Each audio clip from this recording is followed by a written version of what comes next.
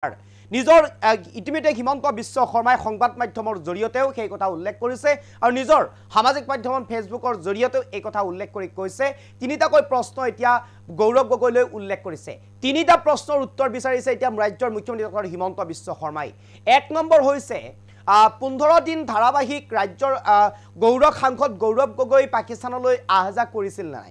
15 দিন ধাৰাবাহিক পাকিস্তানলৈ সাংসদ গৌৰৱ গগৈ গৈছিল নাই এক নম্বৰ প্ৰশ্ন তাৰ উত্তৰ দিব লাগে যদি গৈছিল কিয় গৈছিল হে স্পষ্ট কৰিব লাগে এক নম্বৰ দুই নম্বৰ হৈছে গৌৰৱ গগৈৰ পত্নীয়ে পাকিস্তানৰ কোনো এনজিঅ'ৰ পৰা কোনো সংগঠনৰ পৰা ভাৰতত থাকি কাম কৰি দৰমহা লাভ কৰে নে নকৰে যদি কৰে কি যুক্তিত ভাৰতত থাকি পাকিস্তানৰ পৰা দৰমহা লাভ কৰে দুই নম্বৰ প্ৰশ্ন তিনি নম্বৰ প্ৰশ্ন সাংসদ গৌৰৱ গগৈলৈ তিনি নম্বৰ প্ৰশ্ন উত্থাপন কৰিছে ৰাজ্যৰ মুখ্যমন্ত্ৰী ডক্টৰ হিমন্ত বিশ্ব শৰ্মাই তিনি নম্বৰ প্ৰশ্নটো হৈছে সাংসদ গৌৰৱ গগৈৰ যি এতিয়া সন্তান আছে এই সন্তানৰ নাগৰিকত্ব কি ধৰ্মৰ কথা পিছতেই খুদিম বুলি তেওঁ উল্লেখ কৰিছে বৰ্তমান নাগৰিকত্ব কি নাগৰিকত্ব তেওঁৰ ইণ্ডিয়ান নে অন্য কিবা হে স্পষ্ট কৰিব লাগে এই তিনিটা প্ৰশ্নৰ এতিয়া উত্তৰ ৰাজহুৱাকৈ গৌৰৱ গগৈৰ পৰা বিচাৰিছে মুখ্যমন্ত্ৰী ডক্টৰ হিমন্ত বিশ্ব শৰ্মাই এক প্ৰকাৰ সন্তানক লৈ এতিয়া শেহতীয়াকৈ আপত্তি হিমন্ত বিশ্ব শৰ্মাৰ মুহূৰ্তত সবিশেষ এই মুহূৰ্তত সবিশেষ লৈ কাৰণে চেষ্টা কৰিছো গৌৰৱ গগৈৰ সন্তানক লৈ এইবাৰ আপত্তি ৰাজ্যৰ মুখ্যমন্ত্ৰী ডক্টৰ হিমন্ত বিশ্ব শৰ্মাৰ তিনিটা প্ৰশ্নৰ উত্তৰ লাগে এতিয়া হিমন্ত বিশ্ব শৰ্মাক গৌৰৱ গগৈৰ পৰা তিনিটা প্ৰশ্নৰ উত্তৰ লাগে হিমন্ত বিশ্ব শৰ্মাক গৌৰৱ গগৈৰ পৰা ধাৰাবাহিকভাৱে 15 দিনৰ বাবে পাকিস্তানলৈ ভ্ৰমণ কৰিছিল নে নাই গৌৰৱ গগৈয়ে এক নম্বৰ প্ৰশ্ন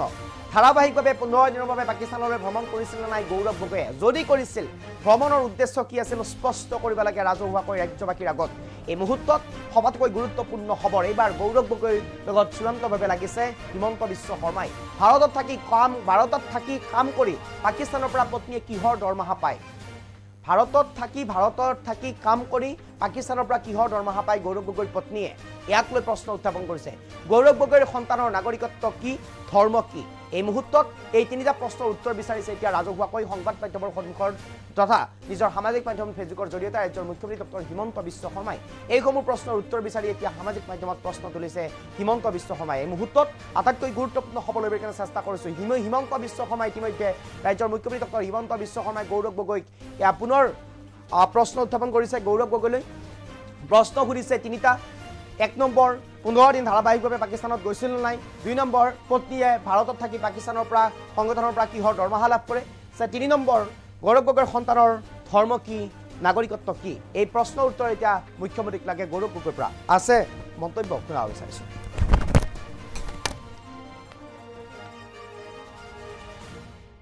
মুখ্যমন্ত্ৰী ল'ৰা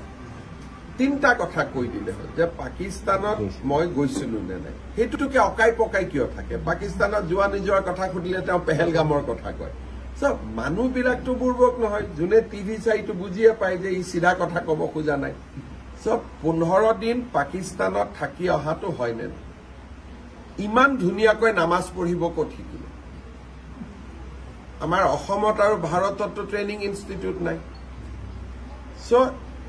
15 দিনতে নামাজ পঢ়ি আহিলে নেকি আপোনাৰ পত্নীয়ে পাকিস্তানৰ এনজিঅ'ৰ পৰা দৰমহা লৈ ভাৰতত যদি কাম কৰে তাতকৈ পাকিস্তানী এজেণ্ট বুলি আৰু কিবা ডাঙৰ প্ৰমাণ লাগে নেকি মই কাম কৰিছো ভাৰতত মোৰ দৰমহা আহিছে পাকিস্তানৰ পৰা তাৰ বাদে আৰু কি লাগে লাষ্টত মই ইমান দিন আৰু এটা কথা নোকোৱাকৈ ৰাখিছিলো যে আপোনাৰ পত্নীৰ নাগৰিকত্ব কি আছে কি নাই বাদ দিয়ক আপোনাৰ ল'ৰা আৰু ছোৱালীটোৰ নাগৰিকত্ব কি এই কথাটো আপুনি ৰাইজক ধৰ্ম কি মই পিছত সুধিম মোৰ সন্দেহ আছে আৰু দুদিন পিছত মই কমো যে দুয়োগৰাকী ল'ৰা আৰু ছোৱালী ভাৰতীয় নাগৰিক নহয় আৰু এইটো মই মুখ্যমন্ত্ৰী হিচাপে কৈ আছো প্ৰথমেতো পৰিবাৰ ভাৰতীয় নহয় বুলি কলো এতিয়া তেওঁৰ ল'ৰা আৰু ছোৱালীও মই ভাৰতীয় নাগৰিক নহয় বুলি কৈছো যদি তৰুণ গগৈ নাতিনিয়েক ভাৰতীয় নহয় অসমীয়া নহয় তাতকৈ দুখ আৰু লাজৰ কথা কি থাকিব পাৰে মই এই অভিযোগটো আজি কৰিছো অলপমান মোকো সময় লাগিব প্ৰমাণ আনিবৰ কাৰণে কিন্তু মই কৈছো ৰিক্স লৈ কৈছো কিন্তু প্ৰমাণ ছেপ্টেম্বৰৰ ভিতৰত আহিব আৰু 10 ছেপ্টেম্বৰত মই প্ৰমাণ সহকাৰে দিম আৰু মুখ্যমন্ত্ৰী আসনৰ পৰা মই এটাও অসত্য কথা ক'ব নোৱাৰো মই আজি অসমৰ মুখ্যমন্ত্ৰী যদি পাকিস্তানে মোক দৰমহা দি থাকে মই পাকিস্তানৰ এজেণ্ট হলো নে নাই তাতকৈ আৰু কিবা প্ৰমাণ লাগে নি নিলজ্জ মানুহে ইয়াতকৈ বেছি প্ৰমাণ খুঁজে এজন প্ৰাক্তন মুখ্যমন্ত্ৰী ল'ৰা তিনটা কথা কৈ দিলে হয় যে পাকিস্তানত মই গৈছিলো নে নাই সেইটোকে অকাই পকাই কিয় থাকে পাকিস্তানত যোৱা নিজৰ কথা সুধিলে তেওঁ পেহেলগামৰ কথা কয় সব মানুহবিলাকতো বুৰ্বক নহয় যোনে টিভি চাইটো বুজিয়ে পায় যে ই চিধা কথা ক'ব খোজা নাই সব 15 দিন পাকিস্তানত থাকি অহাটো হয় নে ইমান ধুনীয়াকৈ নামাজ পঢ়িব ক'ত শিকিলে আমাৰ অসমত আৰু ভাৰততো ট্ৰেইনিং ইনষ্টিটিউট নাই সো 15 দিনতে নামাজ পঢ়ি আহিলে নেকি আপোনাৰ পত্নীয়ে পাকিস্তানৰ এনজিঅ'ৰ পৰা দৰমহা লৈ ভাৰতত যদি কাম কৰে তাতকৈ পাকিস্তানী এজেণ্ট বুলি আৰু কিবা ডাঙৰ প্ৰমাণ লাগে নেকি মই কাম কৰিছো ভাৰতত মোৰ দৰমহা আহিছে পাকিস্তানৰ পৰা তাৰ বাদে আৰু কি লাগে লাষ্টত মই ইমান দিন আৰু এটা কথা নোকোৱাকৈ ৰাখিছিলো যে আপোনাৰ পত্নীৰ নাগৰিকত্ব কি আছে কি নাই বাদ দিয়ক আপোনাৰ ল'ৰা আৰু ছোৱালীটোৰ নাগৰিকত্ব কি এই কথাটো আপুনি ৰাইজক ধৰ্ম কি মই পিছত সুধিম মোৰ সন্দেহ আছে আৰু দুদিন পিছত মই কমো যে দুয়োগৰাকী ল'ৰা আৰু ছোৱালী ভাৰতীয় নাগৰিক নহয়